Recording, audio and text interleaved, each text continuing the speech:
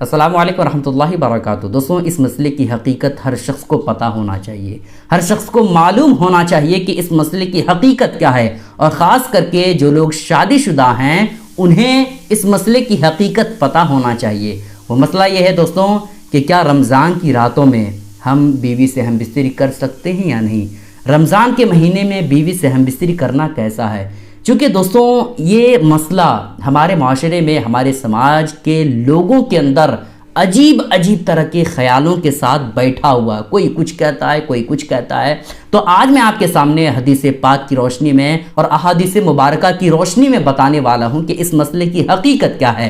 مسئلے کی حقیقت تو میں بتاؤں گا ہی، لیکن اس سے پہلے جو لوگوں کے ذہن میں اس کے حوالے سے ہے وہ میں آپ کے سامنے پیش کر دیتا ہوں۔ دوستوں دیکھیں، رمضان کی راتوں میں بیوی سے ہم بستری کرنے کے تعلق سے بہت سارے لوگ یہ کہتے ہیں کہ ہم بستری نہیں کرنا چاہیے۔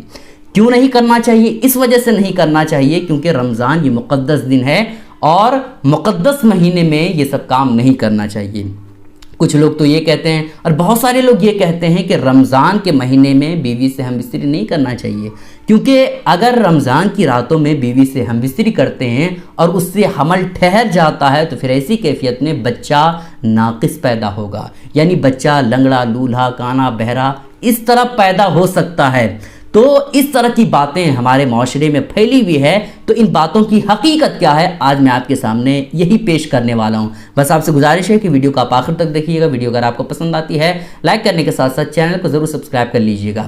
دوستوں دیکھیں، ان سب باتوں کی کوئی حقیقت نہیں ہے۔ یہ جو ہمارے معاشرے میں طرح طرح کی باتیں اس کے حوالے سے کہتے ہیں، ان باتوں کی کوئی حقیقت ہے ہی نہیں ہے۔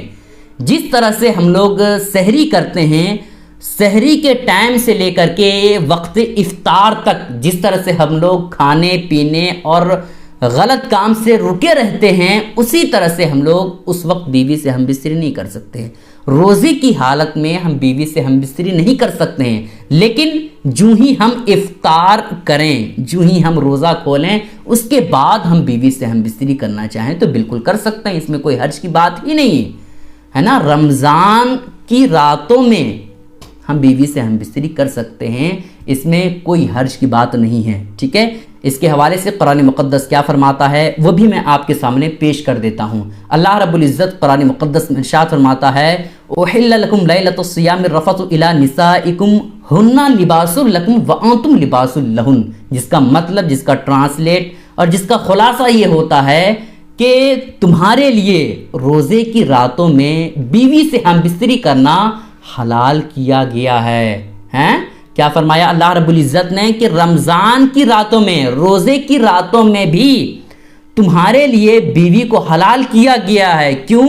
ہنّا لباس لکم وانتم لباس لہن، کیونکہ وہ تمہارے لیے لباس ہیں اور تم ان کے لیے لباس ہو، ہے نا۔ یہ تو قرآن مقدس وضاحت کے ساتھ فرما رہا ہے کہ رمضان کی راتوں میں تم بیوی سے ہم بستری کر سکتے ہو کیونکہ وہ تمہارے لیے لباس ہیں اور تم ان کے لیے لباس ہو۔ تو قرآن مقدس کہہ رہا ہے نا بھائی، میں اپنی طرف سے تھوڑی کہہ رہا ہوں کہ آپ بیوی سے رمضان کی راتوں میں ہم بستری کر سکتے ہیں، نہیں، میں اپنی طرف سے نہیں کہہ رہا ہوں، بلکہ قرآن مقدس فرماتا ہے کہ رمضان کی راتوں میں، روزے کی راتوں میں بیوی سے ہم بستری کرنا یہ حلال کیا گیا ہے۔ تو اس مسئلے کی حقیقت آپ کو پتہ چل گیا نا قرآن مقدس کے حوالے سے، اور بے شمار احادیث کریمہ ہے دوستوں جس کے ذریعے سے ہمیں پتہ چلتا ہے کہ رمضان کی راتوں میں ہم بیوی سے ہم بستری کر سکتے ہیں، اس میں کوئی حرج کی بات نہیں ہے، ٹھیک ہے۔ اور جو بہت سارے لوگ یہ کہتے ہیں کہ رمضان کی راتوں میں اگر کوئی بیوی سے ہم بستری کرتا ہے تو اس سے بچہ جو ہے لنگڑا، لولہا، کانا، بہرا اس طرح بچہ پیدا ہو سکتا ہے،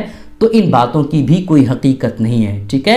یہ مذہب اسلام کے خلاف باتیں ہیں دوستوں، ٹھیک ہے، جو پہلے کے لوگ اپنی طرف سے بول گئے ہیں اور ان باتوں کی کوئی حقیقت نہیں ہے، ٹھیک ہے۔ بہت سارے لوگ تو یہ کرتے ہیں کہ رمضان کا مہینہ جو ہی شروع ہوتا ہے ویسے ہی شوہر اور بیوی کا بستر الگ کر دیا جاتا ہے، تو ان کی کوئی ضرورت ہی نہیں ہے دوستوں، یہ اپنی طرف سے زیادتی کرنا ہوا، ٹھیک ہے۔